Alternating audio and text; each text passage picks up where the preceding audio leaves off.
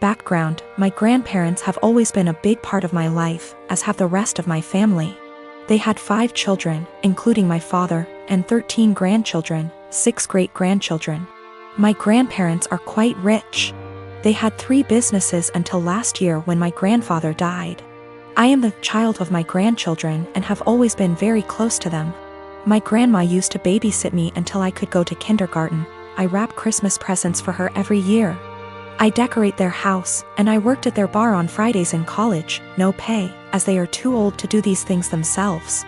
All this was offered to my cousins, but they never helped. My grandparents ran a show horse farm for over 40 years. It was what my father took with him and I quickly began to love. I used to go every weekend with my grandma up until high school when I started studying. Even though I don't ride horses anymore, my dad and I go to clean the stalls and look after the horses every week when my grandparents are away on trips. Usually once every 2 months. My grandparents were a huge part of my life. Problem: my grandmother died 4 weeks ago. It was devastating. My grandmother left my aunts, uncles, and dad about $85,000 each. Money for which she and my grandfather worked very, very hard. It was expected. What was not expected was that they would leave me just over $45,000 along with some other valuables. I was honestly shocked. All my cousins received about $2,000 each and a few trinkets. Obviously you can see where it was going. My aunts and uncles were at the reading when I was told, so they told their children. Everyone except the parents is furious. My cousins, who are already adults, demand that I divide them equally. I don't feel like I should. I was very close to my grandparents and did a lot for them, but it's hard. My family is very tight-knit and we have holidays / monthly parties / dinners / etc. together, every year. I never expected money to tear us apart. This money can change a lot for me. I could pay off my $10,000 student loan and put the rest into my upcoming wedding / future kids / savings account. A small part of me wants to share it equally, just to have everyone together.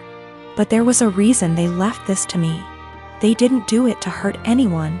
I was the only one who visited them and helped them. None of them took the time to see them, except for family gatherings. But no one understands this except my parents. It seems to me that I alone destroy the family. My aunts and uncles won't talk to my father until I split the money, and my cousins won't talk to me. I only have a student loan and a car payment, so I don't have much debt, but it could give me a comfortable future. They all keep throwing in my face that they have families, house payments, college to pay for, etc. They keep saying I've been planning this for a long time, but I really didn't. I loved my grandparents. My fiancé tells me to forget about them and do what's best for me, but I'm a big family man. I don't want to split the money, that could really help me, but I feel like they can play with me, forcing me to choose between them and this. My parents also want me to keep the money for myself, as they think my family members are being ridiculous in demanding it. Is it right for me to keep that much? I feel like I deserve it. Is it right for me to put this money on my family? Or are the people I've been so close to all my life taking advantage of me?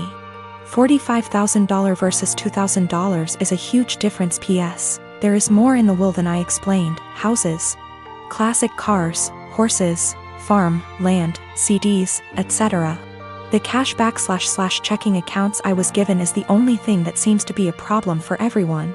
I have inherited more money than my cousins. They demand that I divide it equally between them or never speak to them again. I come from a conservative Christian family. All my family members were / are involved in the church and have church-based jobs. When they met my wife, they loved her and embraced her as their own. We dated for 2 years and discovered she was pregnant after we got engaged. Invitations were already given at the time and we decided to still have the wedding on date when my wife was 5 months in. My family were furious when they found out my wife was pregnant. They asked if we even still considered having a wedding. I said why not, but they were very upset, especially mom and dad, who said they've always been known for their decency and good Christian values, and weren't willing to let this stain their reputation. As in my wife and I getting married while pregnant. They officially dropped out and refused to negotiate, saying it was done and I have only myself to blame for this outcome, and should move the wedding out of town. I was hurt. I tried to change their minds and checked with other members, but my brother said he had no intentions to look like a joke in front of his fellow church members and dropped out. My aunt pretended to be sick and said she may not be able to make it. She's 100% healthy. My cousin said he had business trip and stopped his wife and kids from attending, and my uncle cussed me out, torn the invitation, and kicked me out. I felt terrible with no family members of my own to support me and share my joy at my wedding. I even broke down crying after the ceremony. I haven't spoken to them for months and then got busy with my 4-week-old daughter. My cousin reached out to hand me gifts and well wishes for the birth of my daughter sent from my family. I returned everything. He sat with me on behalf of the family, saying I shouldn't have returned gifts that were from my family who want to see and hopefully be involved in my daughter's life. He said Mom's longing to meet her grandbaby and everyone else is wanting to visit soon to celebrate my daughter's life. I asked him this question. I said, wasn't my daughter the reason why the entire lot of them abandoned my wedding? He just stared grudgingly as I went on about how they treated my daughter as something to be ashamed of and hide. My daughter at some point will ask about the wedding, and I have no intentions on lying to her. He replied saying he guaranteed I got it all wrong, and no matter what goes down between us I can never deny that my daughter is their granddaughter, //niece / etc., and they're her family. He asked that I arrange for them to visit, but I refused. He kept pressing the idea, but I shut him down. My wife says I should let them come, but I still refused. I don't have kids and I have no experience with babies or motherhood or children. I'm 18 and beyond being around them in group settings where at least one of the parents and a ton of other people are around, that's it. My brother's wife had a baby 17 days ago. I didn't go visit them yet, but my brother and sister-in-law sent me some pictures. My brother said our cousin Rachel was around a lot because my sister-in-law is having trouble breastfeeding and Rachel is a big believer in it and is helping her. I offered to help them if I needed it, and on Saturday they asked me to go to grocery store for them because no home delivery had an open spot. When I dropped the food off I was shocked at how bad my sister-in-law looked. She literally looked like the Walking Dead. Barely awake and not showered, and she was actually crying because she was so frustrated. It actually scared me how bad she looked. At first I didn't want to butt in, but it bothered me so much I went back to the store and got a can of baby formula. I figured it would give her a break and my niece could eat. It was even worse when I gave it to my sister-in-law because I said it was no big deal if my niece got formula. It wasn't a problem. My sister-in-law broke down and I was honestly scared because she was weeping. Like in the movies when someone dies, kind of weeping. No one told her it was okay not to breastfeed. She felt so guilty because of Rachel butting in and no one telling her formula was okay. I actually ripped my brother a new one because he sat back while my sister-in-law suffered. There was no way he didn't see how bad she looked. No offense, but she looked terrible.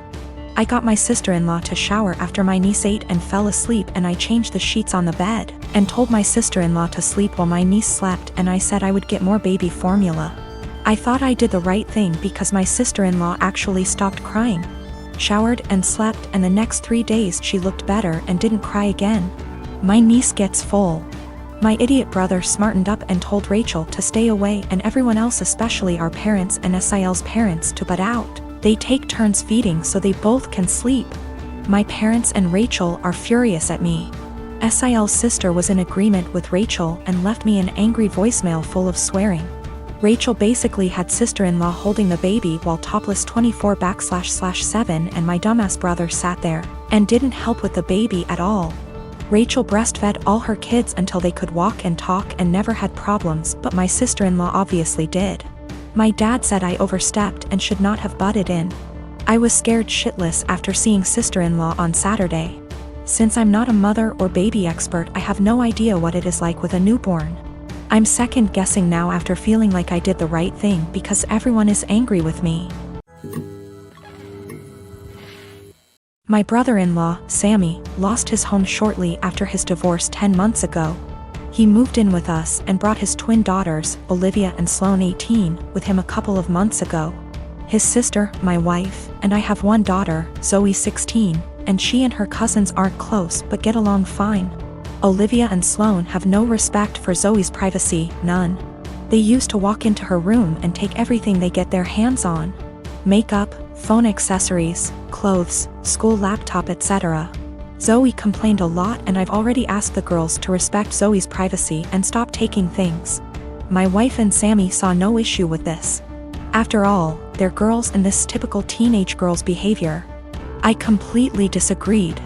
Last straw was when Zoe bought a $60 M.A.C makeup kit that looks like a paint set that she saved up for over a month, and one of the girls, Sloane, took it without permission and ruined it by mixing shades together while using it.